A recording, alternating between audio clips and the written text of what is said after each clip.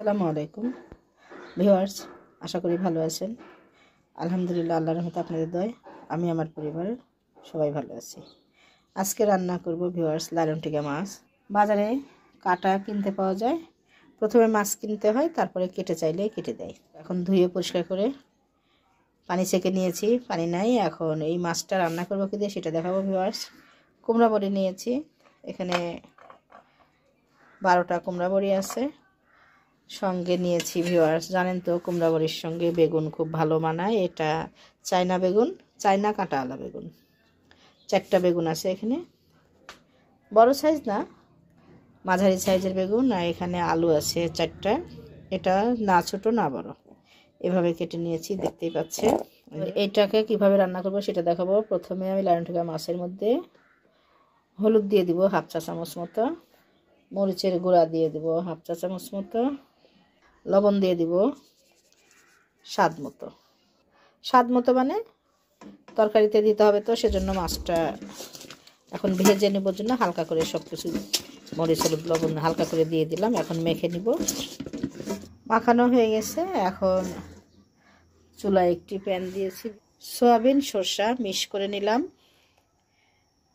তেল দিয়ে দিলাম 50 গ্রাম মতো। ততক্ষণ আমি আরেকটা চুলায় ভিউয়ার্স কড়াই দিয়েছি, জাল ধরিয়ে দিব।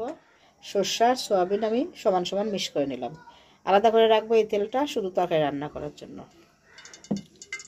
কারণ শুধু সরষার তেল দিলে অনেক সময় বাচ্চারা একটু বিরক্ত হয়, সেজন্য আমি এখন এইভাবে রান্না করি। আর তেলের মধ্যে বড়িগুলো ছেড়ে দেব, ব্রাউন কালার করে ভেজে নেব।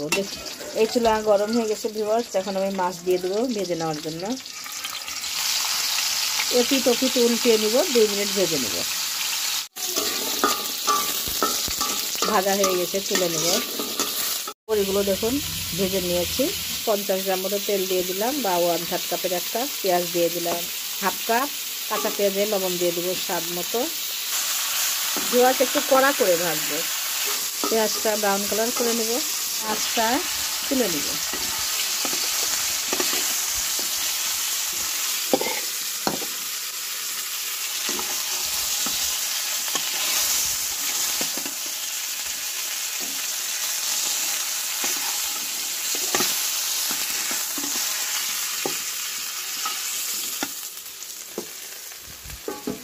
বাকি মাছগুলো একইভাবে ভেজে নিব। এখানে 2টা টমেটো কেটে নিয়েছি, দিয়ে দিব। জানেন তো বেগুন আলু বড়ি আর মাছ রান্না করলে তাতে টমেটো দিলে মানাই না। তার সঙ্গে কাঁচামরিচ দিয়ে দেবো 15-20টা, কারণ ঝাল নেই তাই। তার সঙ্গে মটরশুঁটি দিয়ে দেবো 1 মুষ্টি সমান। 2 মিনিট এটাকে কষিয়ে নেব। মাছ কিন্তু কড়া করে ভেজে নিলাম, হয়ে গেছে। তো দেখুন কড়া হলে কিন্তু মাছটা বোঝাই যায় নরম না। আর এমনিও লালন টিকা মাছ ভাজার জন্য পারফেক্ট। আমি গোটা গোটা মাছ ভাজি দেখিয়েছি লালন টিকা, একদম ক্রিস্পি হয়ে যায়। মাছ ভাজা হয়ে গেছে, এখন মশলাটা কষানো হয়ে যাবে। আস্তে আস্তে এখন এর মধ্যে মশলা দিয়ে দেবো ভিউয়ার্স। পানি দিয়ে দিব চা খাওয়ার কাপের 1 কাপ মতো, কারণ টমেটোতে রস নাই, শুকিয়ে গেছে।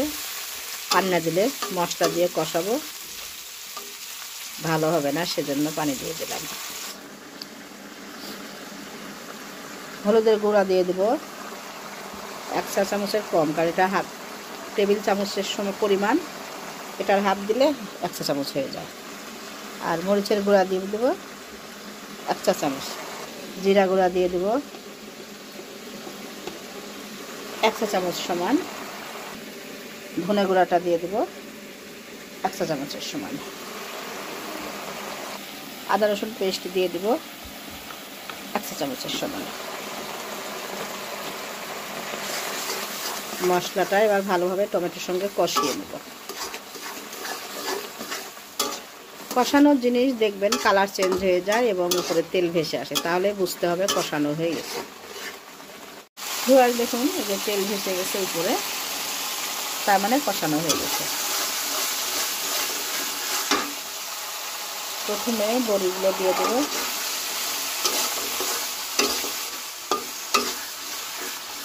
এবার আলুগুলো দিয়ে দিব। নতুন আলু আমার শাশুড়ি সবসময় খোসা সহ রান্না করছে। আমি আজকেও রান্না করছি আমার শাশুড়ির হাতের মতো করে।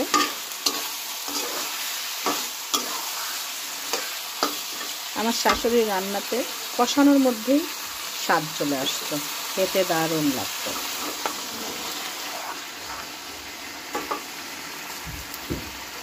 বেগুনটা একটু কমে যাক, তারপরে নাড়া দিয়ে দেবো। ততক্ষণ ঢেকে দেবো 2 মিনিট। 5 মিনিট মতো আলু বেগুন দেওয়ার পরে কষাবো এবং বড়ি।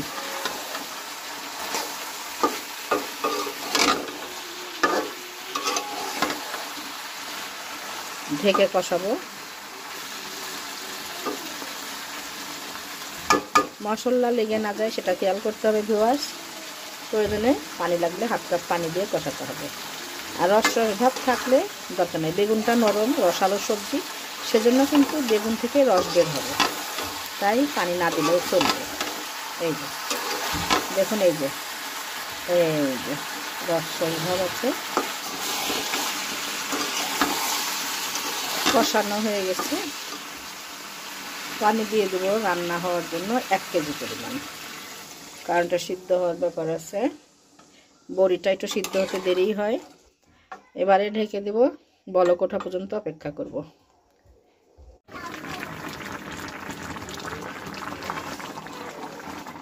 ফুল বলক উঠে গেছে। এখন মাছগুলো আস্তে আস্তে বসিয়ে দিয়েছে। আপনারা যারা নতুন রাঁধুনি বা ছাত্রছাত্রী যেই হন, তারা কিন্তু ঠিক এই সময়ে লবণ চেখে নিতে পারেন। যদি সম্ভব মনে হয় যে না লবণ কম বেশি হবে, এই সময় লবণটা চাখলে তাহলে মাছ দেওয়ার পরে আর নাড়ানাড়ি করে মাছ ভাঙতে হবে না, সুন্দরভাবে লবণ মিশে যাবে তরকারির সঙ্গে। তো আমি মাছগুলো বসিয়ে দেবো।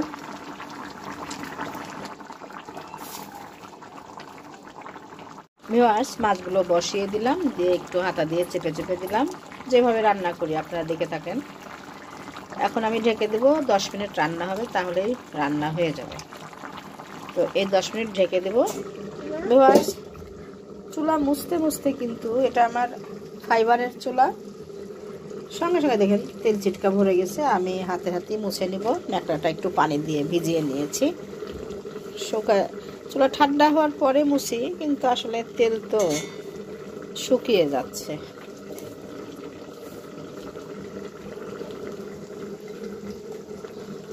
তারপরে রান্না হয়ে গেলে আর একবার ভালোভাবে মুছে নেব।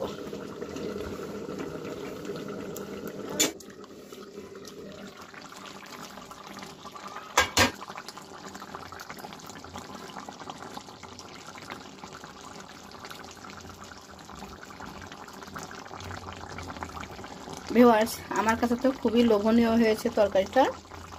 আসলে নিজের জিনিস সবসময় ভালো লাগে। এখন আপনার কাছে কেমন হয়েছে জানি না, আপনারা হয়তো রান্না করে খেলে বুঝতে পারবেন। এভাবে কয়েক পদের উপকরণ দিয়ে একটা তরকারি রান্না করলে কেমন হয়। মাঝখানে লেগে যায়নি। এখন আমি চুলাটা বন্ধ করে দেব। খুব সুন্দর হয়েছে। কেমন সিদ্ধ হয়েছে একবার দেখি।